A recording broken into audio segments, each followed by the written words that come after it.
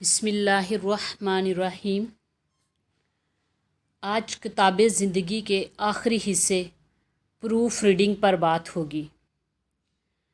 بحیثیت مصنف کتاب لکھتے ہوئے 5 خوبیوں کا ہونا بہت ضروری ہے۔ دنیا میں جو کتابیں لکھی جاتی ہیں ان میں بھی مصنف 5 چیزوں کا خیال بہت زیادہ کرتے ہیں تاکہ اپنی کتاب کو اچھا بنا سکیں۔ یعنی ایک کتاب کی اچھائی کے لیے 5 صفات کا ہونا ضروری ہے۔ نمبر 1 ماحول اچھا ہو، نمبر 2 اعلیٰ موضوعات کا انتخاب ہو، نمبر 3 ہر عبارت میں حسن ہو، نمبر 4 فضولیات سے مکمل اجتناب کیا جائے، اور نمبر 5 جب کتاب لکھ دی جاتی ہے تو آخر میں اس کی پروف ریڈنگ پر پوری توجہ دی جاتی ہے۔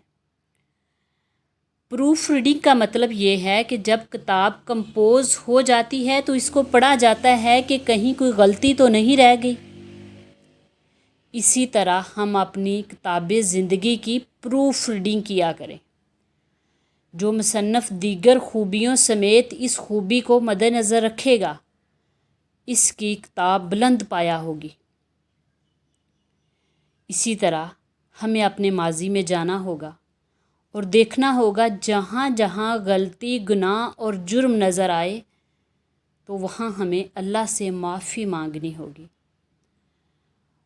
اور پروف ریڈنگ کا انداز یوں ہو، اگر اللہ توفیق دے تو تہجد کے وقت بیدار ہوں اور اپنے ہاتھ میں توبہ استغفار کا قلم پکڑیں اور اپنی سابقہ زندگی میں جہاں جہاں ہمیں گناہ نظر آئے اس کو شرمندگی اور ندامت کی روشن سیاہی سے مٹا دیں۔ یہاں یہ بات ضرور ذہن میں رکھنی ہوگی، اگر شرمندگی کی روشن سیاہی اصل ہوئی تو غلطی مٹتے ہی نیکی بن جائے گی۔ ہماری کتاب زندگی میں اگر ہم توبہ کریں اور شرمندگی ہمارے دل میں ہو تو غلطی مٹتے ہی نیکی بن کر کتاب زندگی میں لکھ دی جائے گی۔ نبی اکرم صلی اللہ علیہ وآلہ وسلم نے فرمایا، اللہ تعالیٰ فرماتے ہیں، جامعہ ترمذی میں ہے، جب میرا بندہ ندامت سے یا میرے خوف سے ایک ندامت کا آنسو اپنی آنکھ سے گراتا ہے، وہ آنسو زمین پر بعد میں گرتا ہے، اللہ تعالیٰ زندگی کے سارے گناہ پہلے معاف فرما دیتے ہیں اور وہ کبھی آگ میں نہیں جائے گا۔ ایک روایت میں یوں آتا ہے کہ وہ جہنم کی آگ جس کو 7 سمندروں کا پانی بھی ٹھنڈا نہیں کر سکتا، اللہ تعالیٰ نے ایک مسلمان مومن کی آنکھ سے نکلنے والے ایک قطرے میں ایسا کیمیکل رکھ دیا ہے کہ وہ اس کے رخسار پر بعد میں گرتا ہے، اللہ تعالیٰ جہنم کی آگ کو پہلے ہی ٹھنڈا کر دیتے ہیں۔ ہمیں چاہیے کہ سابقہ زندگی کی کتاب کی پروف ریڈنگ کر لیں تاکہ ہماری زندگی گناہوں سے پاک ہو جائے، اور جس نے اپنی کتاب زندگی کو گناہوں سے پاک کر لیا اسی کی حقیقی زندگی ہے۔ اور اللہ تعالیٰ کا قرآن پاک میں فرمان ہے، ہم پھر وہ کتاب زندگی قیامت کے روز اس مصنف کے سامنے کھول کر پیش کر دیں گے اور کہا جائے گا، اپنی کتاب کو پڑھ لیجئے اور آج اپنا محاسبہ کرنے کے لیے تو اکیلا ہی کافی ہے۔ یہ جو کتاب زندگی ہم نے مرتب کی ہوگی، اللہ تعالیٰ فرماتے ہیں، ہم اس کی کتاب زندگی کو سامنے نکالیں گے اور وہ اپنی کتاب زندگی کو دیکھ لے گا، ایک ایک صفحہ، ورق اور حرف اس کو واضح نظر آئے گا۔ ہر لمحہ پروف ریڈنگ کریں۔ لمبی آرزوئیں ذلت و رسوائی کے گڑھے تک لے جاتی ہیں۔ شاید آج صبح کی ہے تو شام کو پروف ریڈنگ کا وقت نہ ملے، رات کی ہے تو صبح کو اچانک موت کا الارم بول اٹھے۔ اس لیے جو صفحات مرتب ہو چکے ہیں ان کو سامنے رکھ کر استغفار کرنا ہوگی۔ آپ صلی اللہ علیہ وآلہ وسلم ایک ایک مجلس میں 100 سے زیادہ مرتبہ استغفار کیا کرتے، اس سے غلطیاں درست ہو جاتی ہیں۔ استغفار کو معمول بنانے میں سستی نقصان دہ ہے۔ جب کوئی مصنف دنیا میں اچھی کتاب لکھتا ہے تو دنیا میں اس کی رونمائی ہوتی ہے، اس کو عزت دی جاتی ہے، ایوارڈ دیا جاتا ہے۔ یقیناً یہ بہت اہم معاملہ ہے، اور جو لوگ اپنی کتاب زندگی کو اعلیٰ مرتب کریں گے، قیامت کے دن ان کی بھی تقریب رونمائی ہوگی۔ اللہ تعالیٰ ان کو اعزازات سے نوازیں گے۔ جنہوں نے اپنی کتاب زندگی کو اعلیٰ مرتب کیا، اللہ تعالیٰ نے قرآن مجید میں ان کے متعلق 4 باتیں ارشاد فرمائی۔ اپنی کتاب زندگی اچھا مرتب کرنے والے اپنی کتاب کو پڑھیں گے اور کہیں گے، سورۃ الحاقہ، لوگوں آؤ میری کتاب زندگی کو پڑھو، میں نے کتنی اچھی کتاب زندگی مرتب کی، دنیا کی خرافات اور دلدل سے بچ کر مرتب کی۔ وہ خود بھی پڑھے گا اور اعلان بھی کرے گا کہ آؤ میری کتاب زندگی پڑھو۔ اور تیسری بات اللہ تعالیٰ نے ارشاد فرمائی، وَيَنْقَلِبُ إِلَىٰ أَهْلِهِ مَسْرُورًا، وہ اپنے اہل و عیال کے پاس جائے گا، اپنے رشتہ داروں، اصدقاء، اقربا اور زملا کے پاس جائے گا، خوشی خوشی جائے گا۔ چوتھی بات اللہ تعالیٰ ارشاد فرماتے ہیں، اس کو کتاب زندگی اس کے دائیں ہاتھ میں دی جائے گی، اور فرشتوں کی سلامی کے ساتھ اللہ تعالیٰ جنت کا داخلہ نصیب فرمائے گا۔ اللہ تعالیٰ سے درد دل سے دعا ہے کہ ہمیں کسی عمل پر تو فخر نہیں، شاید ہماری کتاب زندگی میں کوئی نیک عمل نہ ہو جو ہمارے لیے قیامت کے دن نجات کا ذریعہ بنے، لیکن اے میرے اللہ، ہم آج یہ دعا کرتے ہیں کہ جب کل قیامت کے دن تیری جناب میں آئیں تو ہماری کتاب زندگی ہمارے دائیں ہاتھ میں پکڑا کے اللہ ہمیں جنت کا داخلہ نصیب فرمانا۔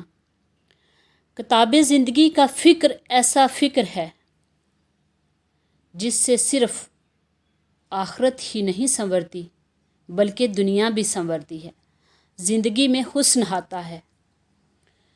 جب ہم اپنی کتاب زندگی کی طرف توجہ نہیں کرتے تو زندگی سے خیر اٹھ جاتی ہے۔